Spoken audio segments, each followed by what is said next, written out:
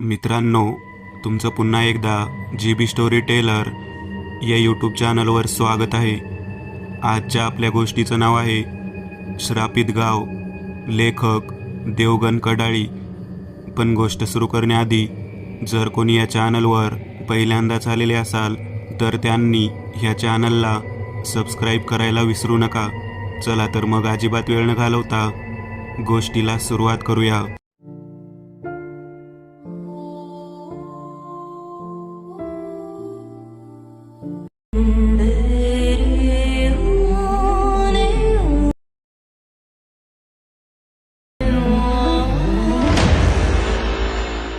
सखाराम रात्रीच्या वेळी पायवाटेने चालला होता.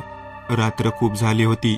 काळाकुट्टा अंधार, त्यात रातकिड्यांचा कर्कश आवाज किंवा तरी जंगलातून एखाद्या श्वापदाची चित्कारी ऐकू येत असे. दोन्ही बाजूला किर झाडी होती.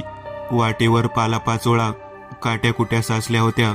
ते सर्व पायाने तुडवीत सखाराम चालला होता. चंद्राचा अंधुकसा स्वच्छ प्रकाश वाटेवर पडला होता. तशाच सखारामला रात्री चालण्याची सवय होती. उद्या लेकीच्या गावी रामनगरला जत्रा आहे, ह्या कारणाने तो चालला होता. त्याला आपल्या कामामुळे लवकर निघता आले नाही, पण जाणे भाग होते म्हणून त्याला टाळताही आले नाही. त्याची एकुलती एक मुलगी सुंदराहीला पहिले मूल झाले होते व त्यातल्या त्यात रामनवमीची जत्रा भरणार होती. लग्न झाल्यापासून लेक माहेरला आली नव्हती. तसे बापाशिवाय तिला आपलेसे माहेरी कोणीही नव्हते. तिला बाळण झाल्यामुळे माहेरीही येता येत नव्हते, म्हणून तिने आपल्या बापाला निरोप धाडला होता. सखाराम चालला होता. त्याला अजून कित्येक मैल पायी तुडवायचे होते. त्याने सदूला घोडागाडीही विचारली होती, पण रात्र होणार हे ठाऊक असल्याने त्याने नाकारले. सखारामने आपल्या चालण्याचा वेग वाढवला. आता झाडी विरळ होत चालली होती. सखाराम चालून चालून पूर्ण थकला होता. समोरच त्याला थोडा अंधुकसा पिवळा प्रकाश दिसला. वाटेवरून काही अंतरावर एक घर होते व त्याच घराच्या खिडकीतून दिव्याचा पिवळा प्रकाश बाहेर पडत होता. सखारामला थोडे बरे वाटले की वाटेत एखादे घर मिळाले व त्या घरातून लख्ख प्रकाश येत आहे, म्हणजे घरातील माणसे झोपलेली नसतील. नकळत सखारामचे पाऊल त्या दिशेने उचलले गेले, कारण तो फार थकला होता आणि त्याचा घसा अगदी कोरडा पडला होता. अशी तहान त्याने कधी अनुभवलेली नव्हती. सखाराम घराजवळ पोहोचला. त्या घराचे दार उघडे होते व त्यातून पिवळा प्रकाश बाहेर पडत होता. काही अंतर गेल्यावर सखारामला आणखी काही घरे दिसू लागली. तब्बल 100हून अधिक होती. म्हणजे ते एक गाव आहे. तर सखारामचे लक्ष त्या घराकडे खिळले. ते घर संपूर्णपणे दगडी बांधकामात बांधलेले होते. त्या घराचे दार लोखंडी दिसत होते व त्याला लोखंडी कड्याही होत्या. त्या गावातील घरेही अशाच प्रकारची दगडी बांधकाम केलेली होती व काही घरे नुसती गवताने बांधलेल्या झोपडीसारखी होती. सखारामच्या नजरेने हे सर्व काही निरीक्षण हेरले व तो चकित झाला. इतक्या जुन्या पद्धतीने बांधलेली घरे आताच्या काळी तरी कशी टिकून असतील? ती सुद्धा एक नाही, गावातील अर्धी अधिक घरे अशीच होती. पण हे घर मात्र इतरांपेक्षा अधिक प्रशस्त आणि मोठे होते. सखाराम विचाराच्या काहोराने गोंधळून गेला. इथे नक्कीच काहीतरी गडबड आहे. आपण परत माघारी फिरले पाहिजे, म्हणून तो लगबगीने वळला. तोच त्याला एक हाक ऐकू आली. "ओ पाहुणं, कुठे चाललात?" तो आवाज ऐकून सखाराम दचकला. तो परत मागे वळला. एक धोतर नेसलेली, पिकलेल्या मिशांची व डोकीला एक लांब शेंडी असलेली व्यक्ती मगाशी पाहिलेल्या घरातून बाहेर आली होती. ती व्यक्ती शरीरानेही धिप्पाड होती. ती व्यक्ती परत आवक झालेल्या सखारामला म्हणाली, "पाहुणं, असे माघारी का वळलात? जरा घटका विश्रांती घ्या. बरेच थकलेले दिसतात आपण." एकदाची सखारामला खात्री पटली की हा आपल्यासारखाच मनुष्य आहे. उगीच घाबरलो आपण, असा विचार करत सखाराम मनोमन हसला. सखारामला अधिकच थकवा जाणवू लागला व अधिकच तीव्र तहान. सखाराम म्हणाला, "होय, बराच थकवा आलेला आहे आणि गळा सुद्धा कोरडा पडला आहे. मला थोडे पाणी भेटेल का?" "का नाही, आपण आत या." 4-5 दगडी पायऱ्या चढून सखाराम घरात आला. लांबून लहान भासणारे घर आतून फारच भव्य होते. मोकळा परिसर व खेळती हवा. दगडी खांबावर केलेले नक्षीकाम फारच सुंदर दिसत होते. एक बाई पाण्याचा तांब्या घेऊन आली. तांब्या पितळाचा होता व त्याच्या आकाराची ढब सुद्धा वेगळी होती. पिवळ्या प्रकाशात तो आणखीनच चमकला. सखारामने त्या तांब्यातील पाणी संपवले.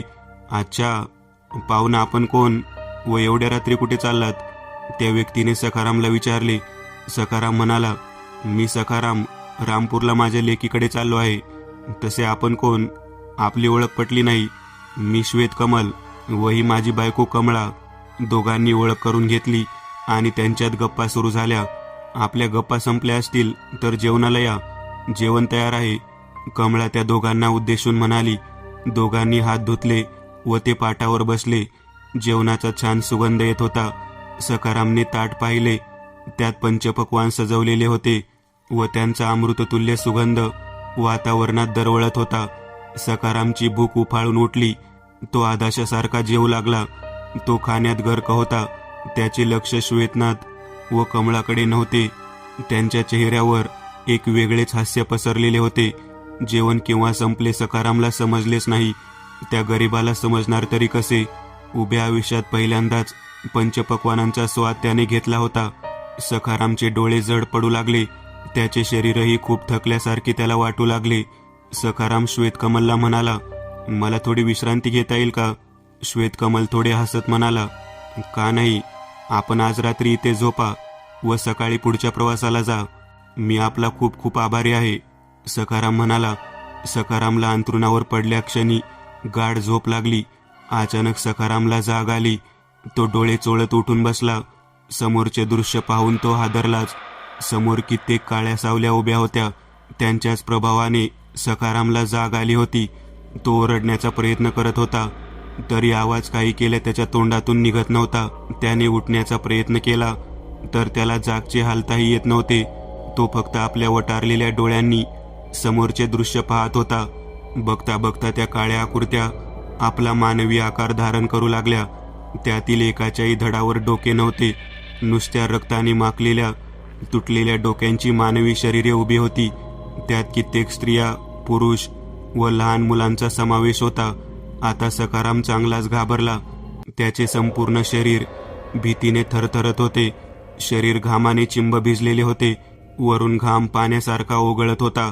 सखाराम एखाद्या मूर्तीसारखा बसून समोर घडत असलेल्या घटना बघत होता.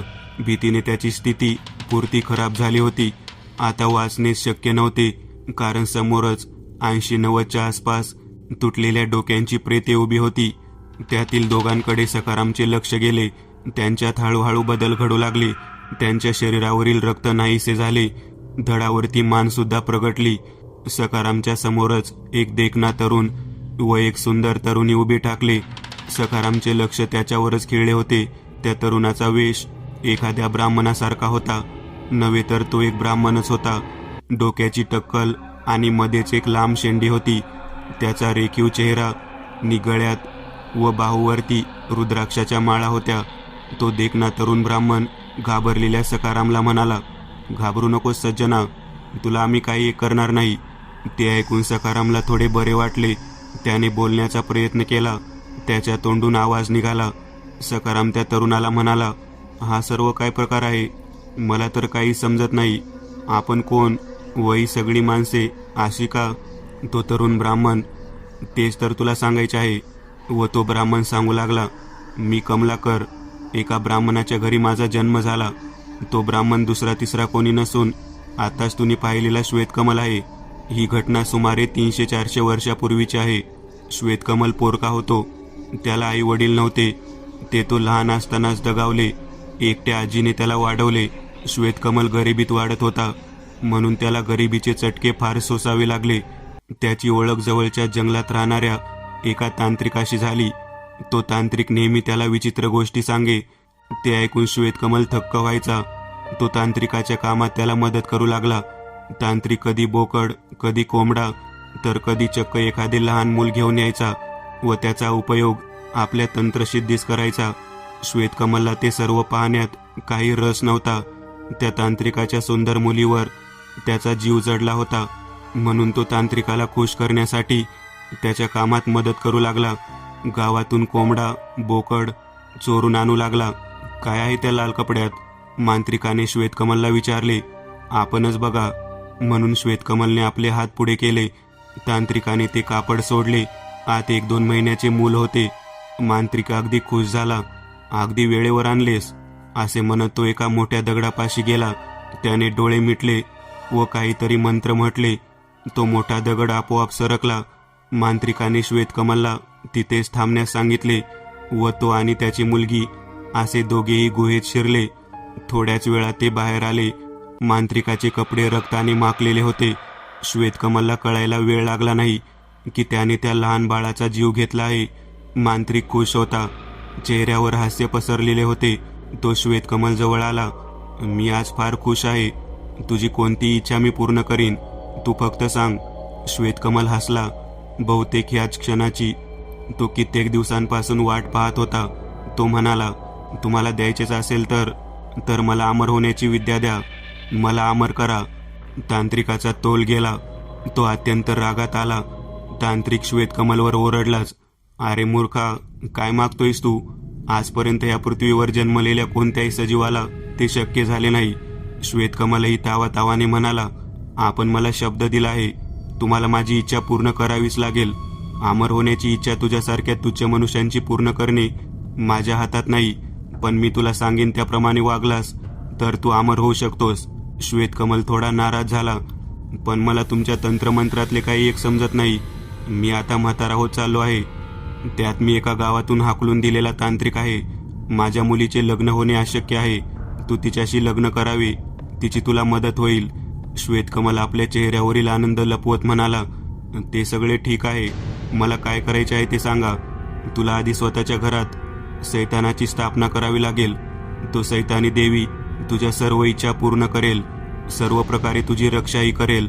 तसेच तुला असाध्य सैतानी शक्ती प्रदान करेल आणि तुझी अमर होण्याची इच्छाही पूर्ण करेल. त्याची स्थापना तुला एका नवजात शिशूच्या शरीरात करायची आहे. त्यासाठी मी स्वतः येईन व त्याला प्रसन्न करण्यासाठी तुला नरबळी द्यायची आहे. कमीत कमी 100 माणसांचा नरबळी द्यावा लागेल व त्यानंतर तू त्यांच्या कृपेने अमर होशील. श्वेतकमलची विवेकबुद्धी अमर होण्याच्या हव्यासापोटी मरण पावली. त्याने तांत्रिकाच्या मुलीशी कोणाला न कळता लग्न केले. त्याची आजीही मरण पावली होती आणि त्याला रोखणारे समजावणारेही कोणी नव्हते. श्वेतकमलला पहिलीच 2 जुळी मुले झाली. श्वेतकमलने त्यातल्याच एका नवजात शिशूचा प्राण घेऊन त्याने सैतानी देवीची स्थापना केली व त्याला गावातील बाया माणसे व लहान मुलांचा तो बळी देऊ लागला. ह्या प्रकारे लोणारसारख्या संपूर्ण गावात एका सैतानाचा जन्म झाला. नवजात शिशूचे प्राण घेऊन त्याने सैतानी देवताची स्थापना केली व त्याला गावातील बाया माणसे व लहान मुलांचा तो बळी देऊ लागला. श्वेतकमलकडे श्रीमंती आली, धनदौलत आली. त्याला आपल्या सैतानी शक्तींचे अस्तित्व जाणवू लागले. श्वेतकमल त्या शक्तींचा उपयोग माणसांचा बळी देण्यासाठी करू लागला. कोणत्याही माणसाला तो त्याला हवे तसे समोहित करू लागला व त्याच्या जाळ्यात अडकलेल्या माणसांचा तो बळी देऊ लागला. एकामागून एक असे गावातील बाया माणसे व मुले बेपत्ता होऊ लागली. गावात एक प्रकारची दहशत निर्माण झाली. लोक रात्री अपरात्री घराबाहेर पडण्यास धजावू लागले. दिवसाही एकट्या दुकट्याने फिरण्यास सुद्धा घाबरू लागले. गावातील शांती भंग झाली होती. भीतीचे वातावरण संपूर्ण गावात निर्माण झाले होते. अशात कोणाला काही सुचत नव्हते. काही माणसांनी आश्रमातील साधूला बोलवण्याचा विचार केला. ते साधू आपले आश्रम चालवित असत. जिथे मोठमोठ्या राजाची मुले व सामान्य घरातील मुले शिक्षा ग्रहण करण्यासाठी येत असत. गावातील माणसांनी आश्रमातील साधूला बोलावले. त्या साधूने आपली सर्व शक्ती पणाला लावली, पण तो काहीच करू शकला नाही. त्याने फक्त लोकांना एवढे सांगितले, हा सर्व सैतानी शक्तींचा खेळ आहे. आपण सर्व संध्याकाळनंतर घरातून बाहेर निघणे टाळा व दिवसाही गावाच्या वेशीबाहेर जाणे टाळा. गावातील माणसांचा आता विश्वास बळावला होता की गावातीलच कोणीतरी हे सर्व करत आहे. म्हणून लोकांनी गावातच सर्वत्र शोध सुरू केला, पण त्यांच्या हाती काही लागले नाही. असल्या संकटात अचानक आलेली श्रीमंती व श्वेतकमलच्या घरातील सुख शांती बघून लोकांचा श्वेतकमलवरील संशय बळावला. पण श्वेतकमल ब्राह्मण असल्याकारणाने लोकांचा त्याच्यावर एक प्रकारचा विश्वास होता की श्वेतकमलच्या ह्या घडणाऱ्या घटनेत काहीच हात नाही. दिवस सरू लागले. श्वेतकमलला आपली शिकार मिळवणे फारच कठीण झाले. लोक रात्री घरात बंद व दिवसा वेशेबाहेरही फिरकत नव्हते. रात्री श्वेतकमल अधिक शक्तिशाली व्हायचा, पण त्या सैतानी शक्ती असूनही तो हात बलच होता. श्वेतकमल अगदी रागाने लालबुंद झाला होता. तो जाऊन त्या तांत्रिकापुढे उभा ठाकला. तांत्रिक आपली तंत्रक्रिया करण्यात व्यस्त होता. काय झाले? तुझ्या सैतानी देवाला कित्येक बळी देऊनही तो काहीच फळ देत नाही. आपण मला फसवले. जर काही गोष्ट गावाला माहिती पडली तर ते मला जिवंत सोडणार नाहीत, श्वेतकमल तांत्रिकाला म्हणाला. तांत्रिक आपल्या जागेवरून उठला. तो श्वेतकमलला म्हणाला, मी उगाच तुला हा प्रकार करायला सांगितला नाही मूर्खा. माझी मुलगी सुद्धा तुझ्या सोबत आहे. मी कसं काय तिला तुझ्याबरोबर संकटात ढकलू शकतो? श्वेतकमल आता शांत झाला होता. तो खाली मान घालून उभा होता. तो खालच्या सुरात म्हणाला, हे सगळं तर ठीक आहे, पण तो तुमचा देव, तो सैतान. श्वेतकमलची व्यथा बहुतेक तांत्रिकाला समजली असावी, म्हणून त्याचे बोलणे मध्येच तोडत तांत्रिक म्हणाला, बहुतेक तुझ्या साधनेत काहीतरी कमतरता असेल, किंवा तो सैतानी दैवत तुझ्यावर प्रसन्न झाला नसेल. त्याला प्रसन्न कर. ते केस. श्वेतकमल उद्गारला. तांत्रिकाचा चेहरा थोडा गंभीर झाला. तो म्हणाला, एक नवविवाहित जोडप्यांची बळी देऊन ते अशक्य आहे, कारण मला आता सावजच मिळणे कठीण झाले आहे. अशात मी नवविवाहित जोडपे शोधू कुठे? मूर्ख आहेस तू. तुझ्याच घरात तुझा तरुण मुलगा आहे. श्वेतकमल ओरडलाच. नाही, हे फार अवघड आहे. ते अशक्य आहे. आधीच मी एक मूल जन्मताच गमावले. आता तुम्ही मला दुसऱ्या तरुण मुलाचा बळी द्यायला सांगता. तांत्रिकाने श्वेतकमलच्या खांद्यावर हात ठेवला. तो त्याला म्हणाला, विचार कर. तू व तुझी बायको सदा सर्व काळासाठी अमर होणार. देव, दानव, भूत, प्रेत कशाचीच तुम्हाला भीती नसणार. सर्व मनुष्य तुमचे गुलाम होतील. कित्येक काळ्या शक्तींचे तुम्ही मालक असणार. श्वेतकमलच्या चेहऱ्यावरील नाराजीचे भाव क्षणात नाहीसे झाले. तो एखाद्या राक्षसासारखा मोठमोठ्याने हसू लागला. पण एक गोष्ट लक्षात ठेव. कोणती? तुला अशा जोडप्याचा बळी द्यायचा आहे जे दोघं मनाने व शरीरानेही निर्मळ असतील. तुझा मुलगा तर आहेच, पण तुला तशी मुलगी शोधावी लागेल. ते अवघड नाही. माझी त्या साधूशी चांगली ओळख आहे व त्याची एक मुलगी सुद्धा आहे. श्वेतकमलने त्या साधूची भेट घेतली. एखाद्या कुत्र्याने हरणाचे कातडे पांघरावे त्याचप्रमाणे श्वेतकमलनेही सज्जनाप्रमाणे वागून साधूचे मन जिंकले. त्यातल्या त्या श्वेतकमलचा मुलगा कमलाकर साधूचा शिष्य असल्या कारणाने साधू कमलाकरला चांगलाच ओळखत होता. त्याच्यासारखा गुणी व संस्कारी मुलगा मिळणे कठीण होते. एका गुणी मुलाच्या हातात मुलीचा हात द्यायला व एका ब्राह्मणाकडे आपली लेक सोपवायला साधूला काहीच अडचण नव्हती. दोघांचे लग्न अगदी थाटामाटात पार पडले. लग्नाच्या वेळी गावकऱ्यांना श्वेतकमलची श्रीमंती चांगलीच दिसून आली. गावकरी उत्कृष्ट जेवणाने अगदी तृप्त झाले व आज इतका मोठा लग्न सोहळा बघून संतुष्ट झाले. कधी नव्हे तो आज गावात पहिल्यासारखा आनंद पसरला होता. सर्वत्र खुशाली पसरली होती. पण गावकऱ्यांना समजणे कठीण होते की हा आनंद फक्त एका दिवसाचा आहे, कारण खऱ्या विनाशाला आता कुठे सुरुवात होणार होती. आज श्वेतकमलचे घर खास सजवले होते. अंधारात बाहेरचा आवार काही स्पष्ट दिसत नव्हता, पण आतून भव्य असलेले घर सुंदर टपोऱ्या झेंडूच्या फुलांनी सजवले होते. दिव्याच्या पिवळ्या प्रकाशात ती पिवळी फुले आणखीनच उठून दिसत होती. आज जेवणाची खास सोय केली गेली होती. कमलाकर आपल्या बायकोसोबत जेवणासाठी बसला. जेवणाचा सुगंध सुद्धा वातावरणात पसरला होता. त्याने दोघांची भूक आणखीनच वाढली. आई बाबा, आपण पण आमच्या बरोबर जेवायला बसा ना, कमलाकरने आपल्या आई वडिलांना विचारले. श्वेतकमल थोडे हसत, आधी तुम्ही दोघे आपले जेवण उरकून घ्या, आम्ही नंतर जेवू. कमलाकर काही विचार न करता आदाशासारखा खाऊ लागला. त्याच्या बायकोची सुद्धा तीच अवस्था होती. त्या बिचाऱ्या दोघांना माहितीही नसेल की आपल्याला काय होत आहे ते. दोघांनी जेवण उरकले. बाबा, फार थकलोय, आम्ही झोपायला जातोय, आपण पण जेवण उरकून घ्या, असे म्हणून कमलाकर आपल्या खोलीकडे निघाला. त्यांना दार बंद करण्याची सुद्धा सुद्ध राहिली नसावी, कारण श्वेतकमलने त्यांच्या जेवणात गुंगीचे औषध टाकले होते, जे काही क्षणात विषाप्रमाणे संपूर्ण शरीरात भिनते व मानवाची लगेचच शुद्ध हरपते. ते दोघे खोलीत जाऊन तसेच खाली कोसळले.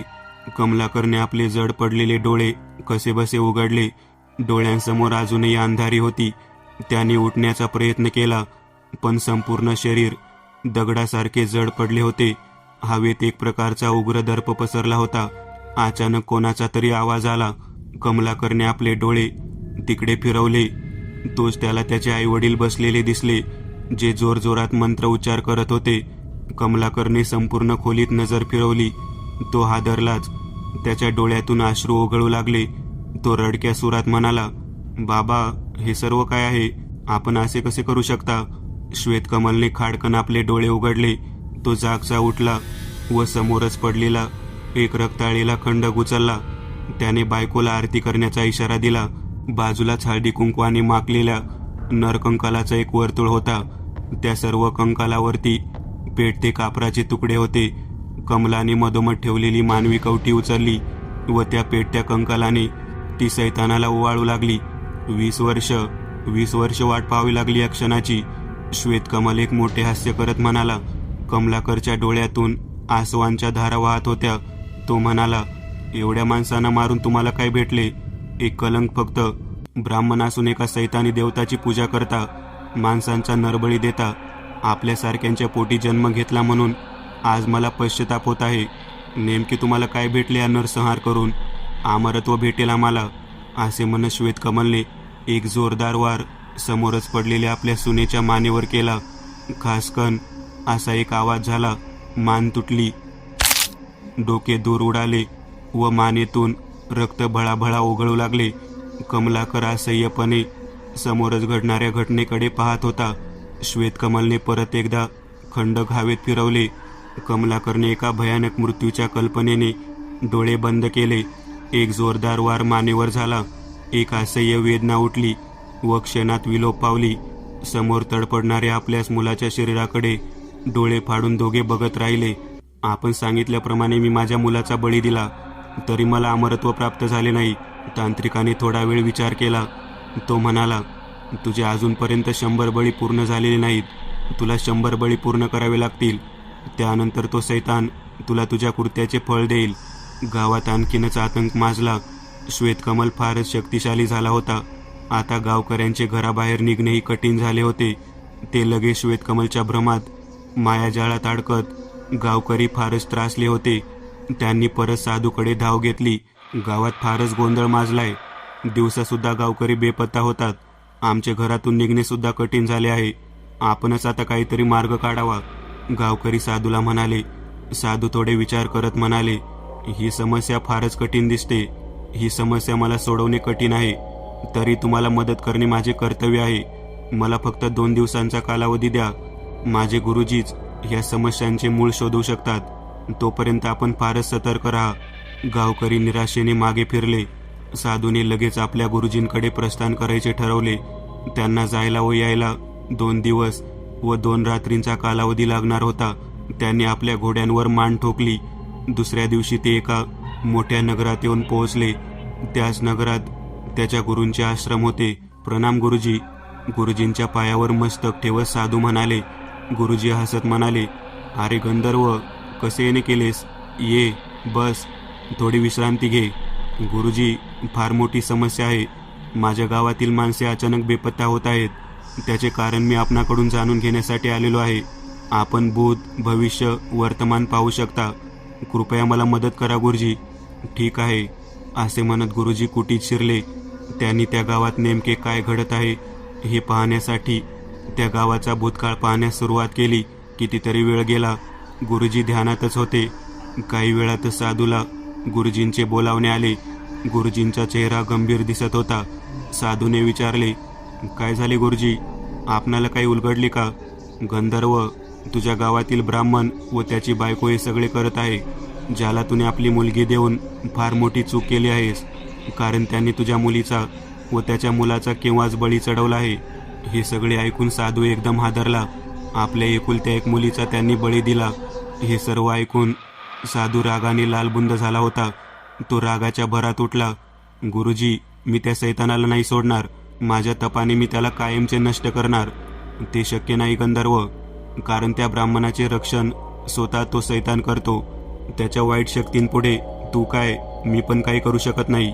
मग काही मार्ग नाही का गुरुजी? तुला आता जे काही करायचे ते विचारपूर्वक करायचे आहे. ठीक आहे, असे म्हणत साधूने गुरुजींचा आशीर्वाद घेतला व लगेचच साधूने गावाकडे प्रस्थान केले. दुसऱ्या दिवशी साधू गावात परतला. त्याने सगळ्या गावातील लोकांना जमवले व त्यांना श्वेतकमलची सगळी हकीकत सांगितली. प्रत्येक गावकरी सुडाने पेटून उठला. त्यांच्या डोळ्यातून अंगारे बरसत होते. त्यातल्या प्रत्येकानेच आपली जवळची व्यक्ती गमावली होती, कोणाची बायको, मुले, पण ते सर्व काहीच करू शकत नव्हते, कारण तो सैतान फारच शक्तिशाली बनला होता. काय करायचे महाराज, त्याला जिवंत सोडता कामा नये. आमच्या बायको, मुलांची त्याने क्रूरपणे हत्या केली आहे. साधू म्हणाले, माझ्या एकुलत्या एक मुलीची त्याने हत्या केली आहे, पण मी सुद्धा त्याची काही करू शकत नाही, कारण तो फार शक्तिशाली आहे. परंतु काहीतरी मार्ग असेल. आपण रात्री त्याची काही बिघडवू शकत नाही. तो रात्री फारच शक्तिशाली होतो. सकाळी जेव्हा तो सैतानाची पूजा करतो तेव्हाच आपण काहीतरी करू शकतो. काय करायचे? त्याला फारच भयानक मृत्यू आला पाहिजे. त्याच्या घरात शिरून त्याची मुंडकी उडवूया. नाही, ते शक्य नाही. त्याचे घर पेटवूया. होय, त्याचे घर पेटवूया. दुसऱ्या दिवशी सकाळी सर्वत्र धुके पसरले होते. अजूनपर्यंत सूर्य उगवला नव्हता, परंतु त्याचा तेज आकाशात उजळू पाहत होता. पक्ष्यांचा किलबिलाट सुरू होता. गार वारा अंगाला झोंबत होता. गावकऱ्यांनी आपली पावले झपाझप उचलली होती. ते सर्व श्वेतकमलच्या घराजवळ येऊन पोहोचले होते. घरातून अस्पष्ट असा मंत्र उच्चार त्यांच्या कानावर पडत होता. आपल्यासोबत आणलेले तेल त्यांनी घराच्या चहूबाजूला शिंपडले. दुसऱ्यांनी मशालीने त्या घराला आग लावली. बघता बघता घर आगीच्या लोंढ्यात समावू लागले. सोबत आणलेले तेल त्यांनी घराच्या चहूबाजूला शिंपडले. अचानक घराचे दार उघडले गेले. दारात श्वेतकमल व त्याची बायको कमळा उभी होती. गावकरी आपल्या भेदक नजरेने त्यांच्याकडे बघत होते.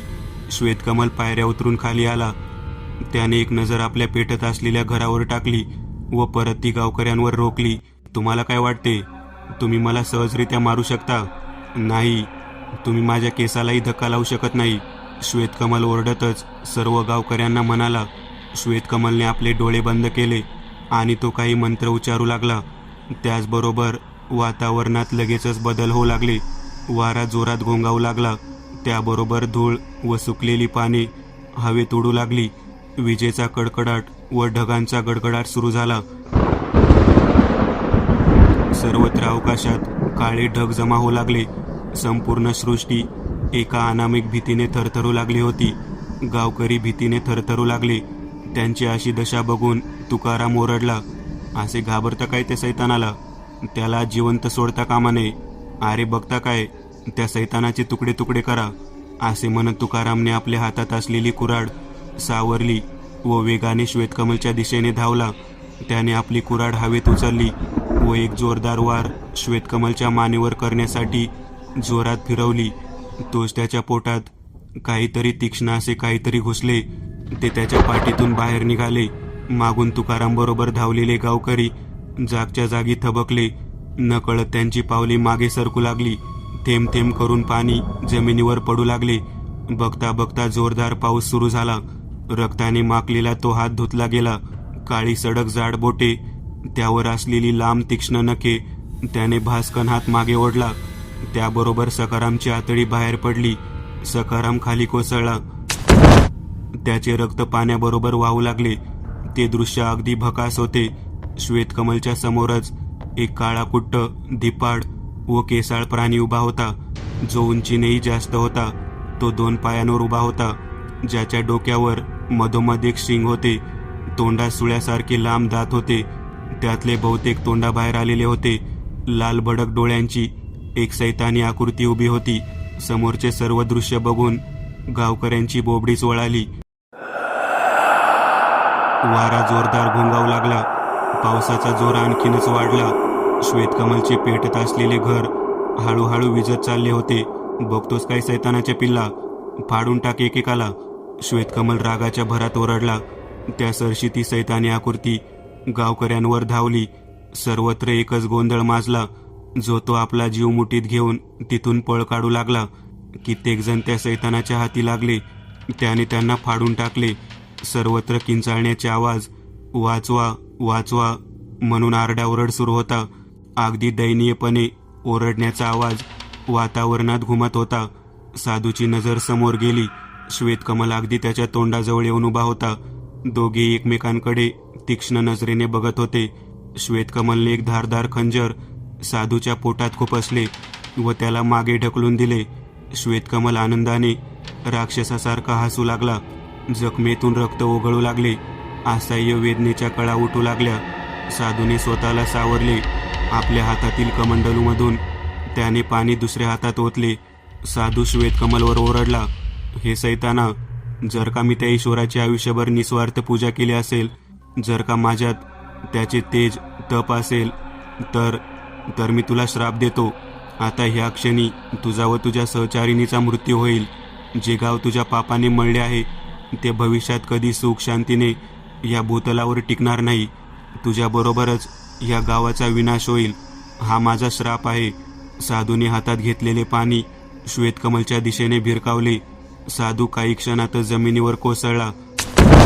त्याचे डोळे हळूच मिटले गेले.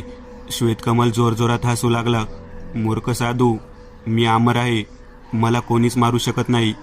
कोणीच नाही. तुझ्या श्रापाने माझे काहीच बिघडणार नाही. श्वेतकमलच्या चेहऱ्यावर एक वेदनेची कळ पसरली. त्याने आपल्या छातीला घट्ट दाबून धरले. त्याच्या छातीत जोरदार वेदनेच्या कळा उठत होत्या. श्वेतकमलने तशा स्थितीत मागे वळून पाहिले. त्याची बायको कमळा जमिनीवर पडलेली होती. ती आपले हातपाय चिखलात झाडत होती. एक जोरदार कळा उठली. श्वेतकमलच्या तोंडातून एक किंकाळी फुटली. तोंडातून रक्ताची उलटी बाहेर पडली. त्याचे हातपाय थरथरू लागले. तो क्षणात खाली कोसळला.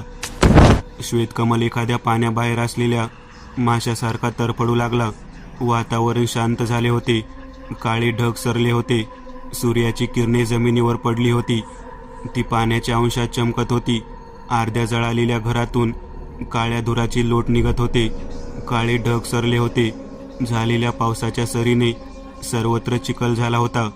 त्या चिखलात रक्तमांस एकत्रित तुडवले गेले होते. तिथे मेलेल्यांसाठी कोणी आक्रोशही करणार नव्हते. जे वाचले ते पळाले. कायमचे गाव सोडून पळाले होते. श्वेतकमल उठला. समोरच त्याची बायको कमळा उभी होती. आपण जिवंत आहोत ह्या कल्पनेने तो हसू लागला. बघ कमळा, आपण जिवंत आहोत. आपण अमर झालो आहोत. कोणाच्या श्रापाने आपले काही एक वाकडे होऊ शकत नाही. श्वेतकमल असे म्हणत परत हसू लागला. त्याची नजर कमळाकडे गेली. ती एकटक कशाला तरी पाहत होती. तिने आपले बोटे एका दिशेला उचलले होते. श्वेतकमलने त्या दिशेला पाहिले. त्याचे हसणे क्षणात ओसरले. श्वेतकमल, नाही नाही, असे होऊ शकत नाही. श्वेतकमल गळा फाडत मटकन खाली बसला. कारण समोरच त्याचा मृतदेह पडलेला होता. त्याने घराघरा नजर फिरवली. एका बाजूला कमळाचाही मृतदेह पडलेला दिसला.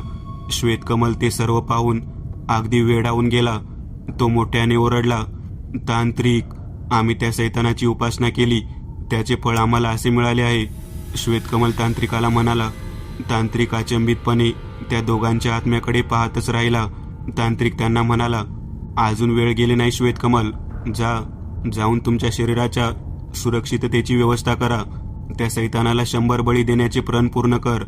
तुला तुझे शरीर पुन्हा प्राप्त होईल व त्याचबरोबर अमरत्वही.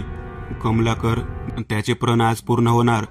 तू 100 आहेस. सखाराम, तो सैतान पुन्हा नव्या ताकदीनिशी जिवंत होणार व या पृथ्वी तलावर हाहाकार माजवणार. तुला आम्ही वेळी सावध केले आहे. तू लवकरात लवकर इथून पळ. थोड्याच वेळात तू इथे येईल.